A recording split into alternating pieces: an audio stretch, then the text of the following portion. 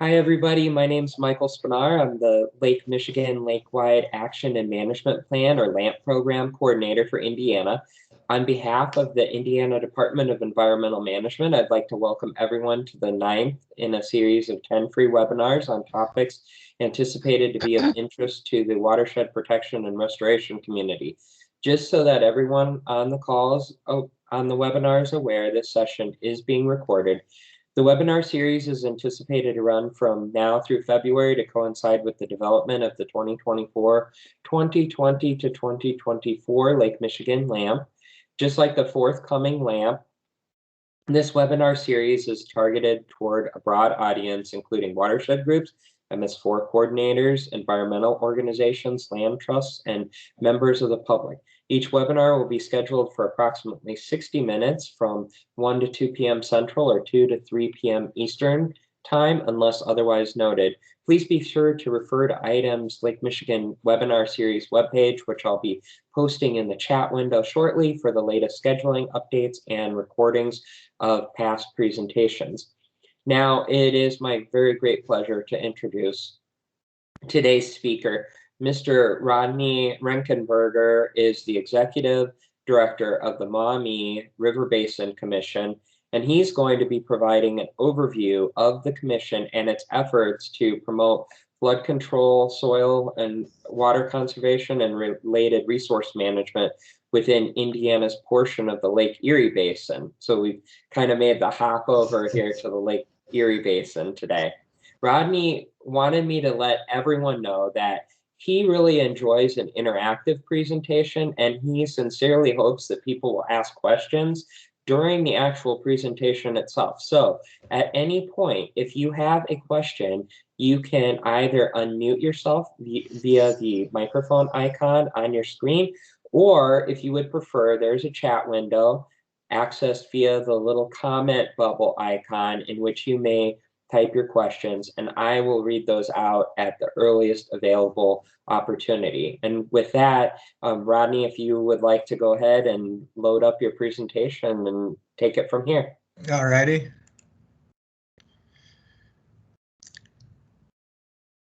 Did we load up good? We are up. All right. Well, good afternoon, everyone, and thank you, Michael, for the opportunity to share some of Maumee River Basin Commission's successes. For those of you that have not heard of us or aren't aware, the Maumee River Basin Commission was formed by the Indiana General Assembly back in 1986 after primarily we had a big flood in 1978 that started a lot of discussion. Then we followed that up by the bigger flood in 1982. That sort of catapulted those discussions about forming the Basin Commission and addressing flood damages on a regional watershed-wide basis. So we're charged with, the legislature charged us with mitigating flood damages and improving water quality. And for those of you in stormwater and floodplain management, I like to say that both of those issues are married because one definitely affects the other. Zooming in here just a little bit, on the left side, you'll see the Maumee River Basin Commission consists of 6 counties in Northeast Indiana. And then the graphic to the right shows the broader watershed. In fact, that's the entire what we call the Western Lake Erie Basin, where it goes over through Ohio and over into Lake Erie.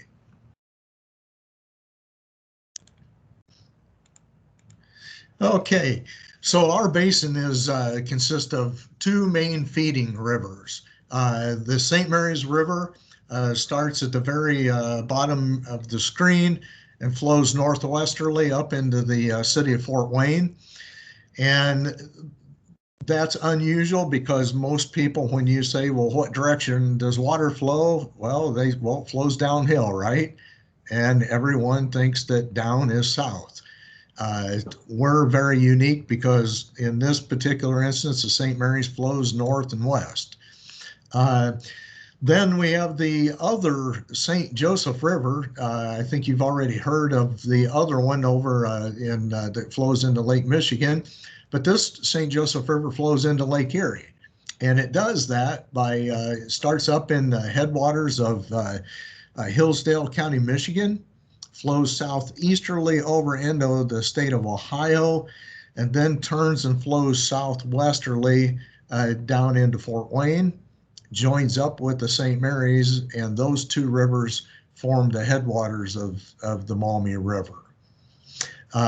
Very, very inefficient drainage system.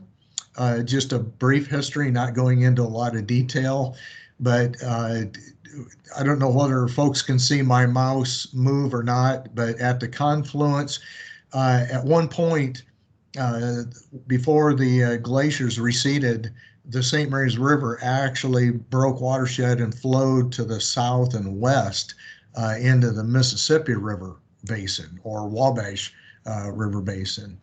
When the glaciers receded, it receded enough that under normal flows, it stays within the St. Mary's and flows up into Maumee.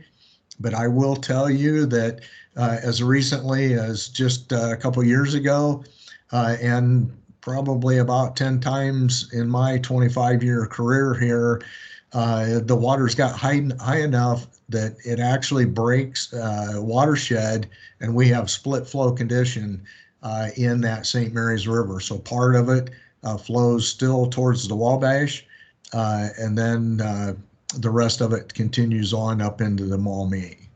So very, very inefficient drainage system. Here you can see that the drainage area in the state of Indiana is about 1,330 square miles. From the St. Joseph River at the mouth in Fort Wayne all the way to the headwaters is a little over 1,000 square miles. And St. Mary's River, 839 square miles. Total drainage area up to the mouth in Toledo is over 6,600 square miles. It's a pretty good sized basin. So I'm going to talk just a little bit. So we have a flooding problem. So where do we go from here? Well, I'd like to share with you a recipe for successful flood mitigation we're pretty proud of. It all starts with this. If you're a newly formed basin and you don't have a roadmap, I strongly urge you, in fact, I would beg you to create a roadmap. And what do I mean by a roadmap? Well, you need to know, where you're going. Basin commissioners just can't fly by the seat of their pants or fly blindly. So to be successful and on that road to success, you got to understand one thing. Your road to success is always going to be under construction. So what do I mean by that? Well, here's some basic principles. Your roadmap needs to be your master plan.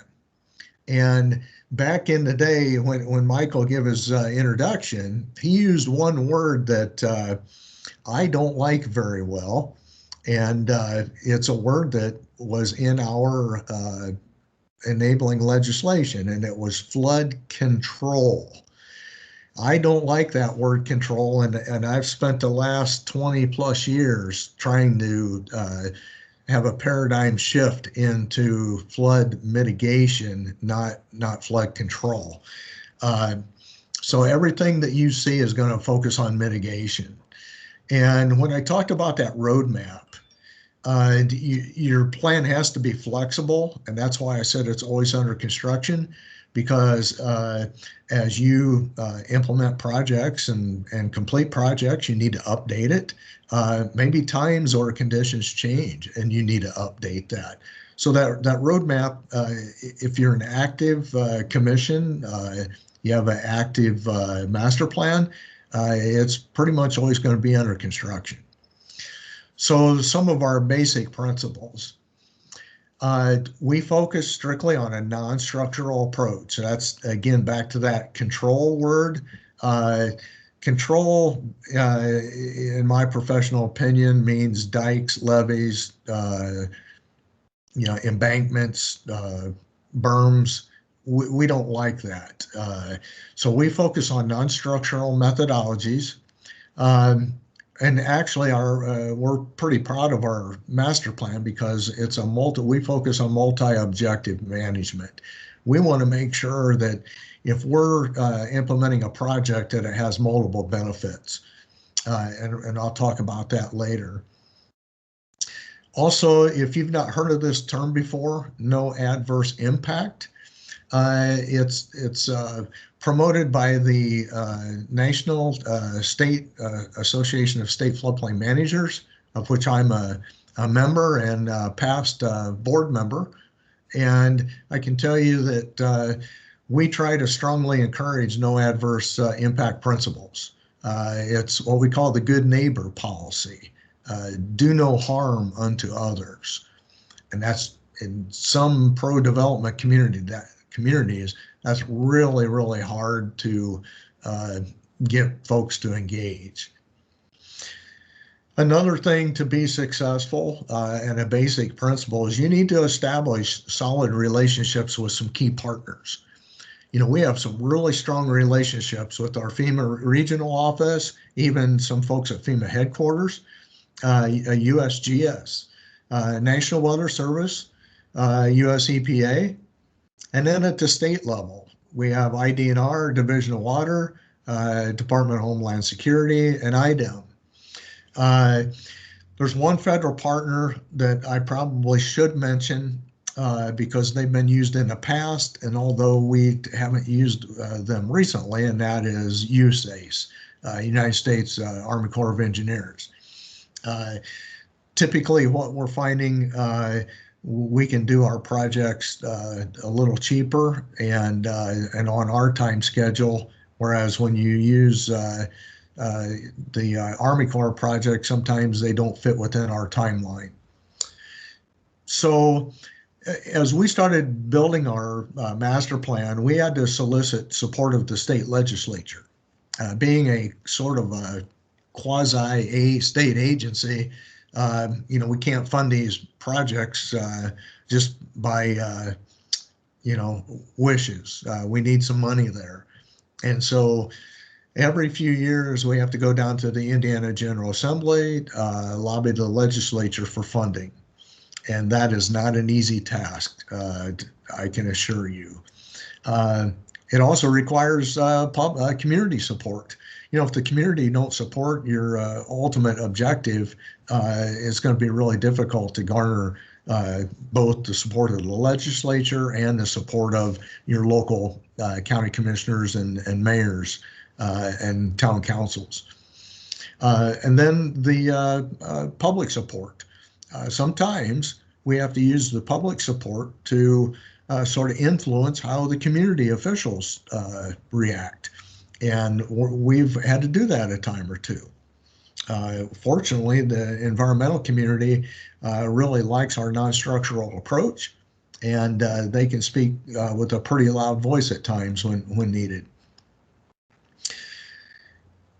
Another thing that most basin commissions have not looked at, and it's something that we look at very seriously, and that is, do our solutions, do they support a national objective? Do they support the state's multi-hazard mitigation plan?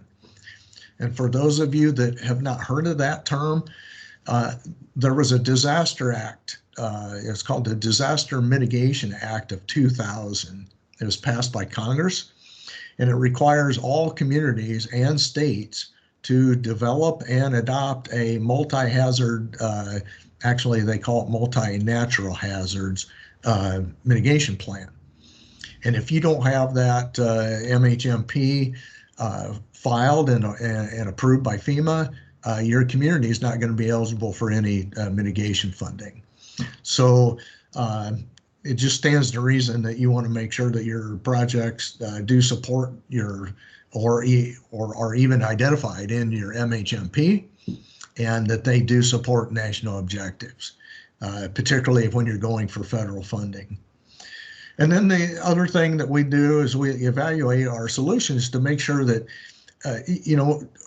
we may be solving this problem, but gosh, are we causing another problem?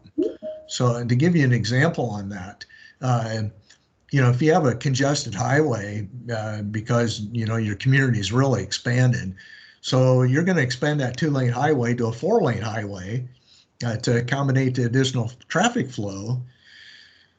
But then if the community or the entity expanding the roadway doesn't take into consideration the additional runoff, what happens when you start flooding homes because of the additional hard surface and maybe the change in the roadway alignment? And trust me, I'm a former county surveyor, and I actually witnessed this exact example in my home county, where we had a 2-lane highway expanded into a 4-lane highway. And later on, I'm going to show you a picture of what we ultimately had to do. And up until that highway had expanded, that home had never flooded. All right, so when you're building a master plan, you need a foundation. And I can tell you that without ordinances, you don't have a foundation for a master plan. So that needs to be the priority number one. And we broke it into 3 areas. We have flood hazard area ordinances, and our ordinances, we advocate higher standards in both the national Fema requirements and the state of Indiana requirements. And there's just a couple listed there. We require compensatory storage. So if someone, a developer, wants to place fill in the flood zone, we expect them to compensate for that by removing an equal volume. At some point in time, we may need to be a little more aggressive on that and ask for a 2 or 3 to 1 mitigation, because we're finding that flood stages are increasing. The national standard for substantial damage, like if a home or a structure is damaged by flood, fire, wind, tornado, is 50%. We lowered that to 40%. So once damage reaches 40%, in our communities, for the most part, there are some exceptions, but those communities that have adopted the 40%, those homeowners have to bring their structures into compliance at that point. Cumulative damage and cumulative improvement tracking for a substantial threshold. It used to be that we had cumulative damage, and then a number of communities tried to get away from that because they thought it was too aggressive or too restrictive. Honestly, from a standpoint of mitigating all flood damages, it was a great thing. Once, if you did an improvement or you had damage that was 25%, you hadn't met that threshold yet. So you were allowed either another improvement or if you sustained another damage.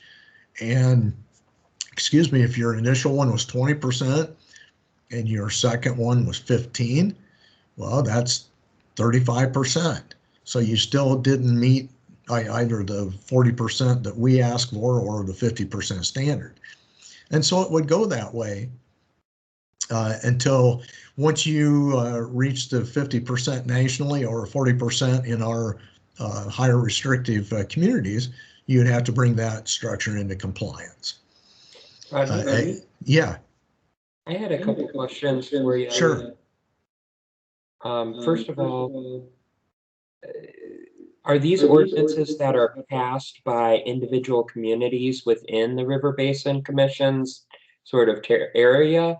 And then the second question that I had is, when you're talking about cumulative damage, are you talking about basically like sort of like flooding damage to structures, and that you're adding the value of the of the damage during each flooding event?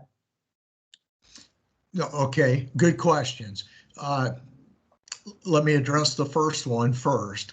The answer was yes. We went to each of the county governments and the cities, and we asked them to adopt these higher standards as a condition of receiving mitigation monies from the Maumee River Basin Commission. You may view that as a little bit of a strong arm approach. It's not meant to be, because you know, we don't have any way of enforcing that. We're just asking that you know, if you want some of our funding, you know, you need to adopt these higher standards. It don't make any sense to spend money for mitigation if a community is not willing to step up. To your second question, yes, the cumulative damage would relate to multiple flooding events, or you know, obviously, or I would pray to God that someone wouldn't have multiple tornado or wind or fire damage, but primarily we're looking at you know, multiple flooding events where, you know, your 10% damage maybe in this flood, the next flood comes along, you got 20%, so now cumulative wise you're up to 30. And what this means is that they can go in and make repairs. They don't have to bring the building into compliance. They can make the repairs as long as they're under that 50%. So if they have two, or even say they have 3 events and it's 10% damage each time, that's 30%. So they're still below that 50% damage. They're allowed to go in and repair the home without bringing it into compliance. And compliance meaning meeting today's standards, FEMA standards. Did that answer the question? It did, thank you. Okay. And then another thing too is, believe it or not, critical structures is a definition from FEMA. It can be a hospital, a fire station, a police station, a government building like City Hall. It can be a school. Critical structures from FEMA standard they need to be located outside of the flood hazard area, which is what we call the base flood hazard area, or 1% annual chance flood. But we require a higher restriction that we say that critical structures need to be located outside of the 0.2% or 500-year special flood hazard area. We don't want, if we're going to put in a government building, we just don't want it even being vulnerable at all or at risk of flooding. And then we had our stormwater and erosion control ordinances with higher standards.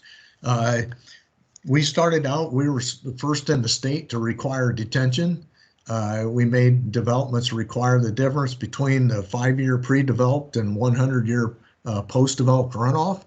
They had to detain that and slowly release it.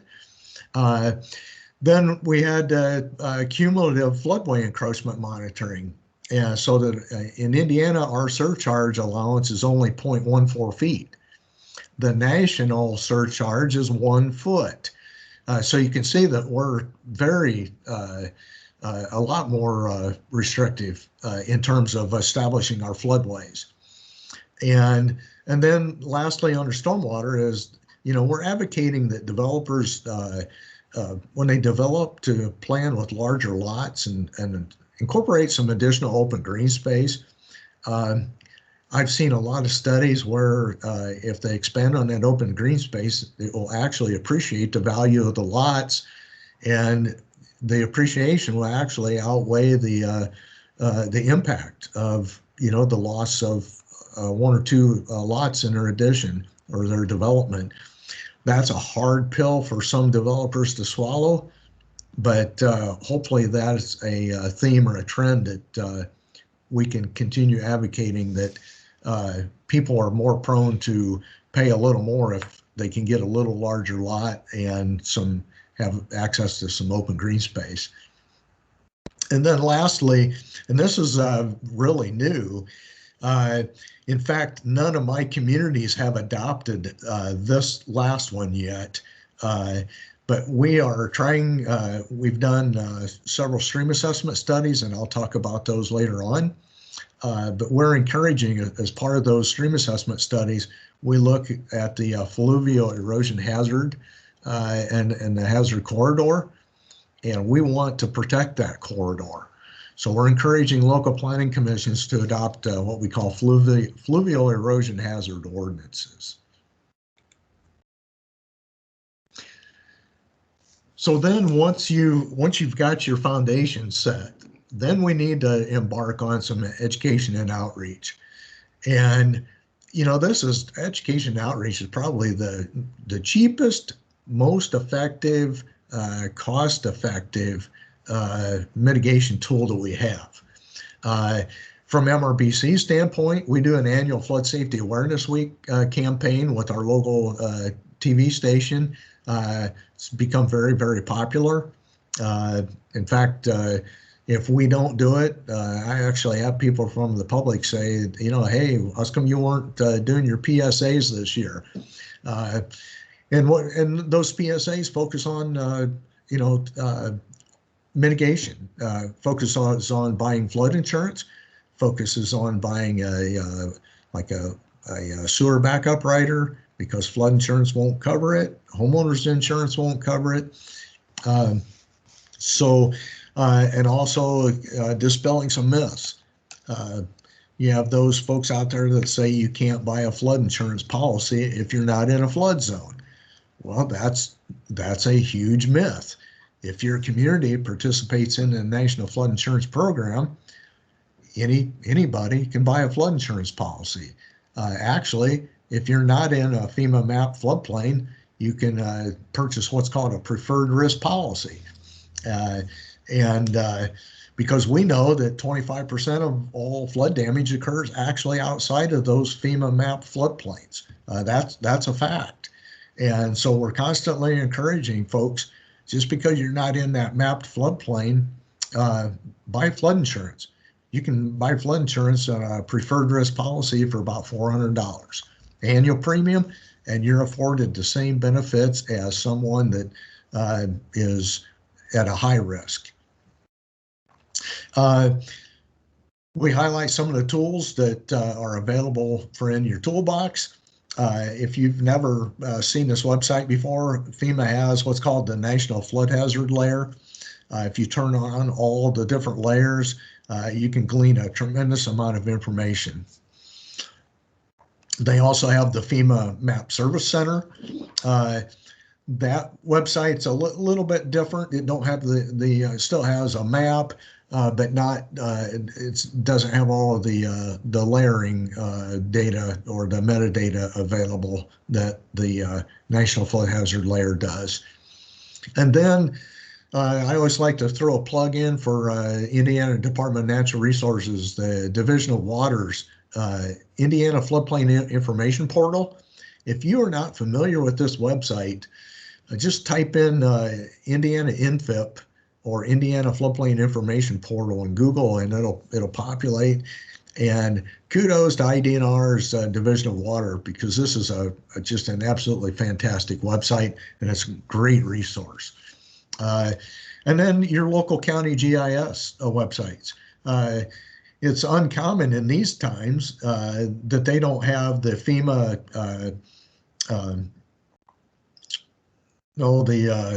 my mind went blank here. The layer from FEMA. I'll think of it here in a minute, but it would be the GIS layer from FEMA for the special flood hazard area, and also the contour data layers from the digital elevation models. So all of that information is very relative and very important when you're trying to do education outreach and letting people know what their risk is. And then we promote lot of people don't know this. This is sort of a hidden secret. It's not really a secret, but there's actually a company that does a free flood risk analysis. And I know the company owner. I know them personally. And I met them as being part of the national network of floodplain managers across the United States. And I can tell you that they do one fantastic job, and it's 100% free. So we try to refer folks if they're trying to get out of paying flood insurance.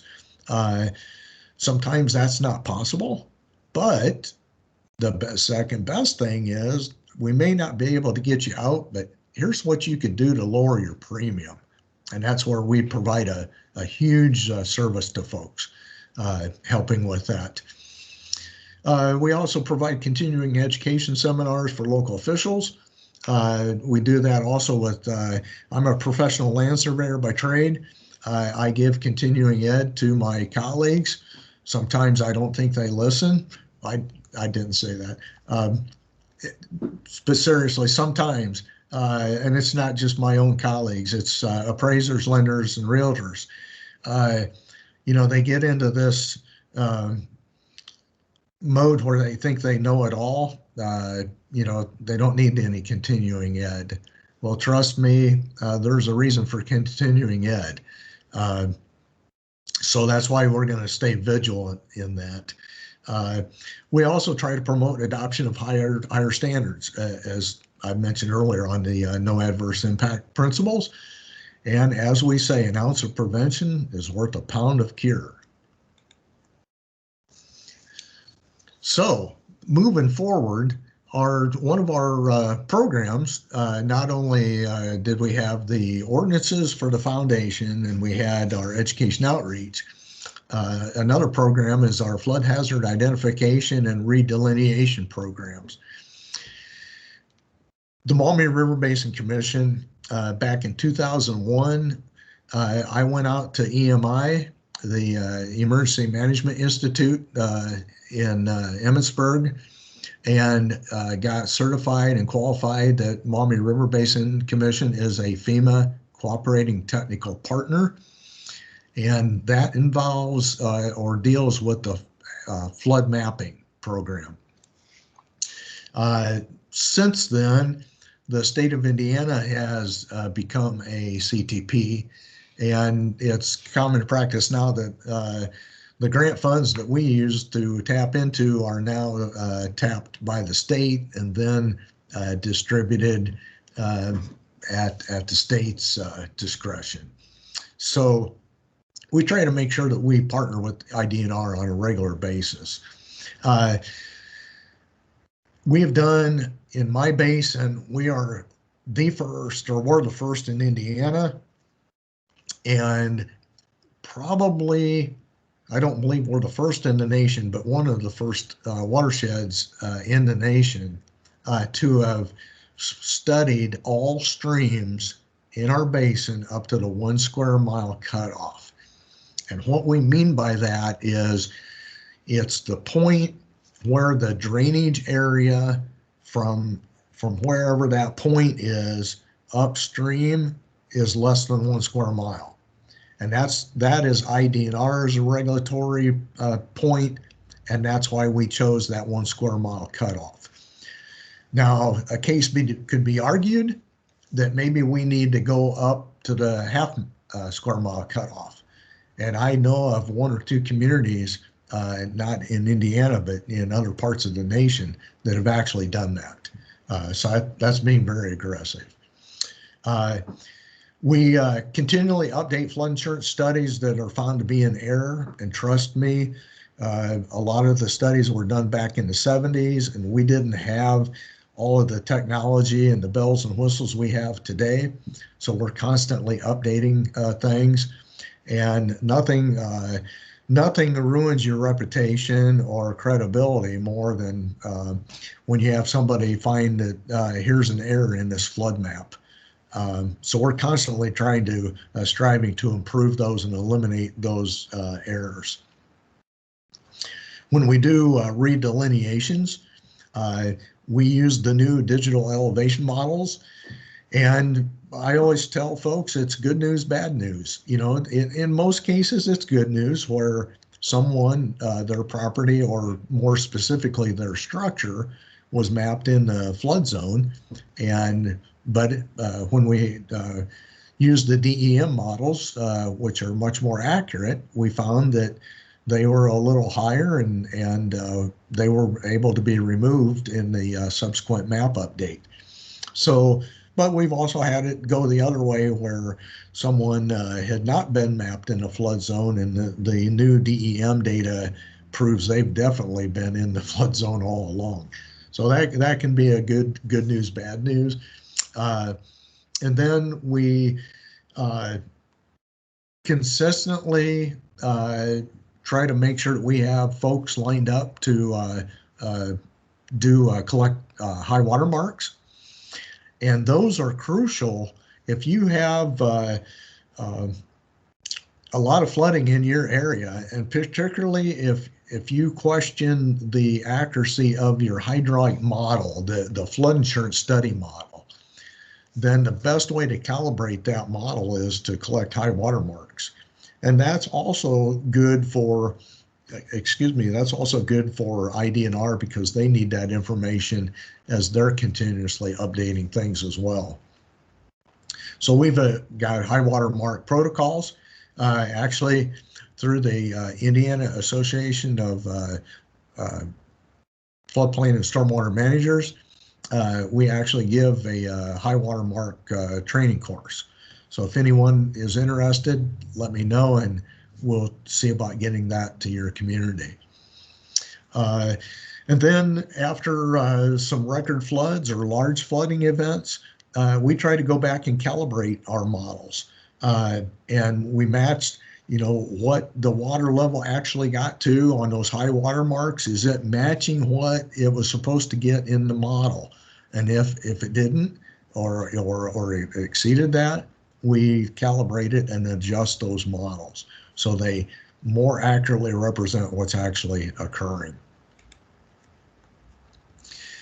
Another program is our Voluntary Flood Buyout program for the highest risk, most vulnerable structures. And basically, we use the Fema Hazard Mitigation Assistance Grant programs. You've got the Hazard Mitigation Grant Program, the Flood Mitigation Assistance Program, and now they have BRIC. It's called Building Resistant Infrastructure and Communities. It took the place of the Pre-Disaster Mitigation Grant Program. And why the buyouts? Well, even though it's the third bullet there, buyouts are permanent. They create open green space, create additional flood storage area, and they provide a water quality benefit. Once that area is turned back to open green space, sometimes if it's appropriate, we actually plant certain grasses and trees in there to create a buffer zone and improve the water quality in that area. So some of the key things for a timely, I'm sorry.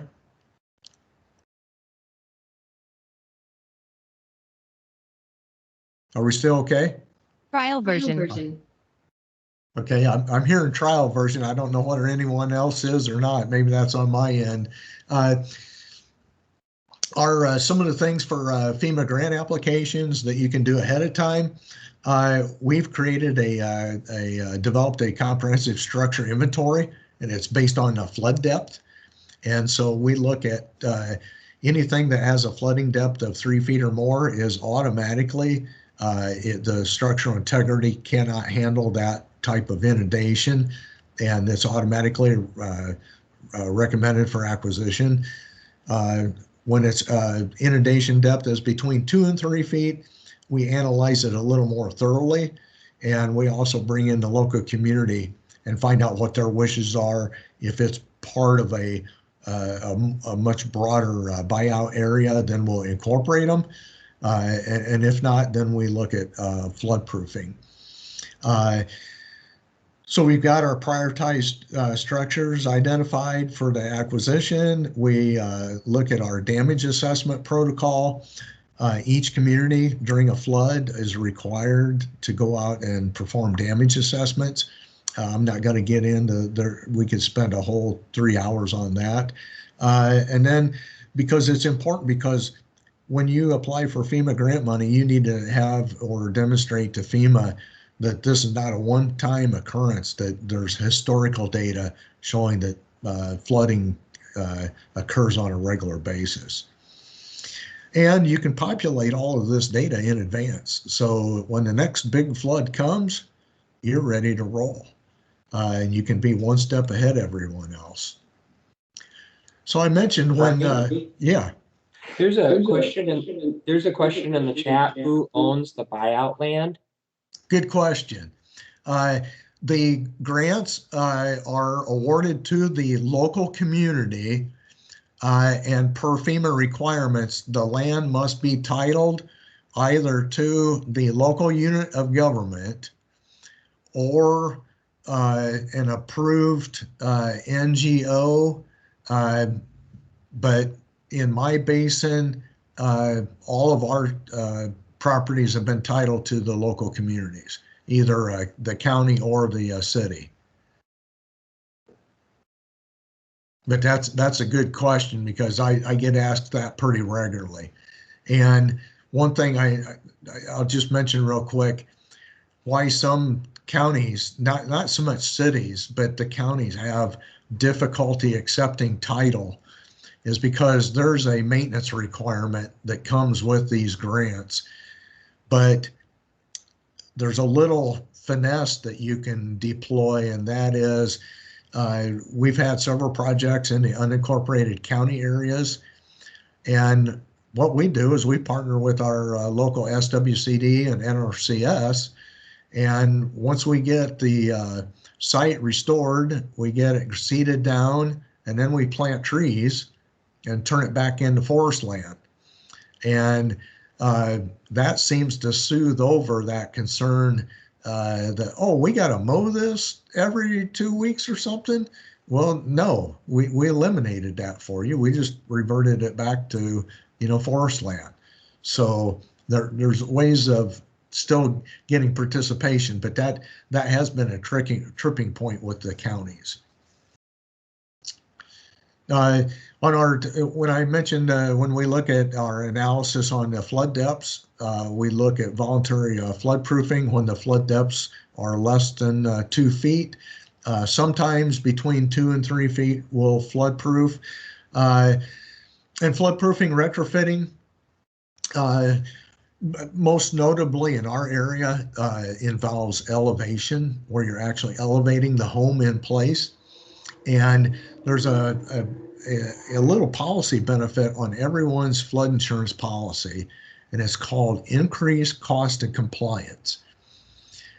And it costs about $75. Again, it's on every, if not on private policies, but on, if you have a national flood insurance program flood policy, then you'll have this benefit, and it will afford you up to $30,000. It's not a grant, it's actually a policy benefit. It'll afford you up to $30,000 to help retrofit your home and bring it into compliance. Now, there are some eligibility requirements that must be met. It's not, not just anybody can get it, but if you've had a home that has sustained multiple damages in a 10-year period, and those damages are close to that 50%, or if you have a higher standard, as we talked earlier, folks can tap into that ICC $30,000 grant to help pay for their floodproofing projects. The downside of floodproofing is that it doesn't always eliminate the need for evacuation. You may be protecting the physical structure, but not necessarily eliminating evacuation. Now, earlier, I mentioned that that 2-lane highway example that I give you, well, here it is. This single-family resident had never flooded, and they put in a new highway. It's about 800 feet to the back to the west, and west would be off to the right. they put in this 4-lane highway and redirected flows. And this home sustained at least 3 losses in a 10-year period. Then they had a couple additional losses. I wrote a FEMA grant, and we were able to elevate it in place. You'll see these, there's flood vents on the picture to the right. There's flood vents down they have to be a foot off the ground or less. And that's what those are. That way the water can pass right through that structure if it ever floods again. Getting into some water quality stuff, our voluntary agricultural land use areas, land use conversion. Our goal there is to protect that riparian corridor and take it out of production. We focus lands that are already out of production. It doesn't make much sense for us to spend state monies or federal money to try to bring those just under our control, because if we get voluntary compliance, it's win-win. But if we have areas that we know needs protected and are currently produced or agricultural production, we want to take those out of production and get those easements in place. Or we not only the 20-year conservation easements, we try to tap into USDA programs or the NGOs like the TNC and work with them. We've done a lot of wetland restorations through U.S. Fish and Wildlife. A lot of folks argue the fact that wetlands don't really help flooding. Well, I'm here to tell you that if you look at it on a case-by-case basis, well, maybe you could say, well, that really doesn't benefit, but we need to convince folks to look at the broader picture.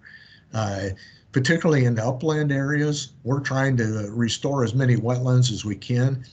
As I mentioned earlier, our studies are showing that flood stages are on the rise, and it's our goal to try to do everything we can to prevent that. And then we do other water quality things such as stream buffers, BMPs, cover crops, and filter strips. Ronnie? Yeah. There's a question in the chat. Yep. How wide of a riparian buffer are you talking about on the previous slide? Okay.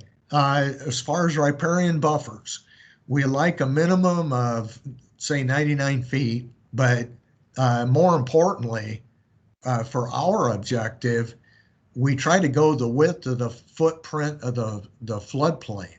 So if the floodplain extends out, 1,000 feet, we want to take the entire floodplain because that's what we call the riparian corridor, not just that 99 feet that we like to get, but if the floodplain extends out into the field 1,000 feet, we want to buffer that entire 1,000 feet because the floodwater is going to get out there anyway, and why not buffer the whole area? Did I answer that one okay?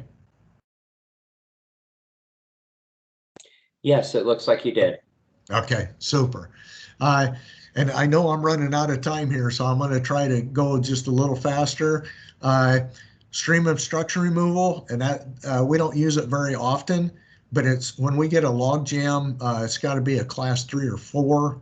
And if you're not familiar with the classes, IDNR and a lot of including us, we devised a classification system, and basically it's where the stream, class 4, the stream's entirely blocked off. Class 3, it's almost blocked off, but the log jam is very large. And if it's diverting the flow into the stream channel and just eating away at the stream bank, we want to get those removed. We don't want that sedimentation being, number one, we don't want the bank erosion occurring. And secondly, we don't want the sedimentation being transported on downstream. Now, one fallacy, logjam removal does not reduce major flooding. It does help in some agricultural flooding, but I can tell you it does not reduce major flooding. when you get to bank full condition. So that's one of the myths that we try to dispel. We also do flood warning system. We partner with USGS on a number of stream gauges. It's nice when they use those stream gauges as the National Weather Service uses them as a forecast point. And that's where they have it's called AHAPS, Advanced Hydrologic Prediction Service. If you've not seen that website, again, it's by the National Weather Service. It's really neat because they can actually, they project or forecast where the flood crest is going to be. And it's fantastic for flood warning or early flood warning. And also, USACE has done some flood inundation mapping in our watershed, and they use that forecast information to create these inundation maps. So a lot of tools out there. One other thing, we do use these stream gauges for also for high water marks and our hydraulic model calibrations. And then here recently, because of water quality monitoring, we've been deploying a number of stream level water sensors or water level sensors, and they're a lot cheaper than what our cost is to maintain a USGS gauge. If anyone has more interest in that, they can contact me. But the main thing is that we need to establish a rating curve so that we can establish discharge, because that discharge is the key component. And I'm going on to my tie into the next slide here. I serve on Indiana's disaster action plan, and the focus there is the Western Lake Erie Basin on the water quality concerns. And we have done a tremendous amount of taking water samples, but they're concentrated samples. And if you're familiar with how you establish loading, you need to take the stream samples times the discharge to get loading. And so that's why we've become a partner with the Indiana DAP. We want to get more of these water level sensors located so that on more of the water quality monitoring sites that we can establish discharge values, whereby they can turn those that data into loading and be much more useful. On the water quality degradation, I sort of chide Ohio here. It's like, who's to blame? Ohio believes it's us. We've had to take some actions to protect ourselves, so to speak, because remember our basin. Our headwaters of the St. Mary's begin in Ohio, and they send the water to us. The St. Mary's River starts in Michigan, flows over into Ohio. Ohio sends it to Indiana. So, we're saying, what gives, Ohio? You're sending us the water, and yet you're telling us that we're degrading it.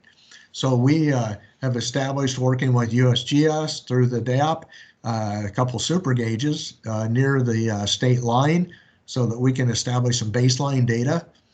And that way we can say, oh, yeah, unfortunately, yeah, we did degrade the water, or no, Ohio, shame on you. Here's what it was when it entered, and here's what it is when we send it back to you out to Maumee. So it's been an interesting participation in the DAP. And let's see, I guess here we're using all that data is used to identify the major contributors of both the non-point and the point source contaminants. And with that, I barely made it, Michael, but I would like to thank you for the opportunity to share some of MRBC's mitigation success stories. And it looks like we may have a minute or two for a question. Yeah, thank you so much for that really interesting and informative presentation. I certainly learned a lot. I see some folks are typing in the chat, so I expect people might have some questions. probably have time for one, maybe two questions, I think, before our time's up today. Okay.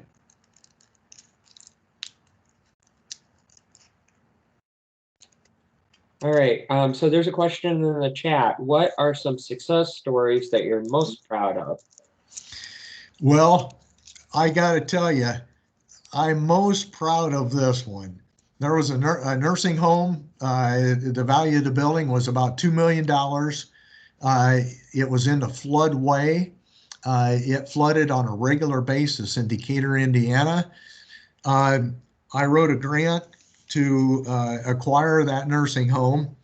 It typically took 66,000 sandbags, and it required all of the fire departments in Adams County, Indiana, and all of the southern fire districts in Allen County, a neighboring county, to place those sandbags. And it included, and they had to do evacuation rescue of all the residents of the nursing home.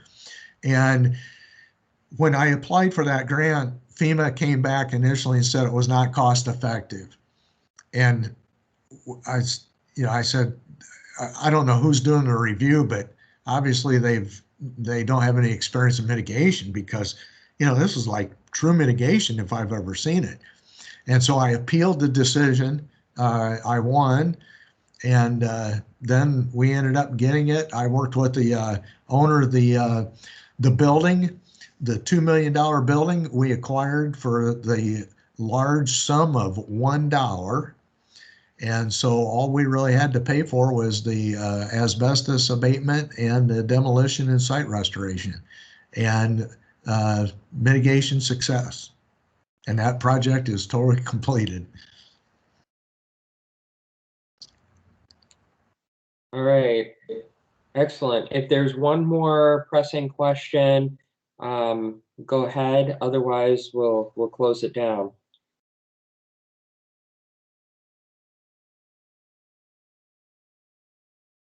All right. Well, on behalf of everybody in attendance, I'd just like to say again, thank you so much for taking the time to present today. It was really informative, and we'll be posting this recording of this session and the slides to the item website that I posted in the chat.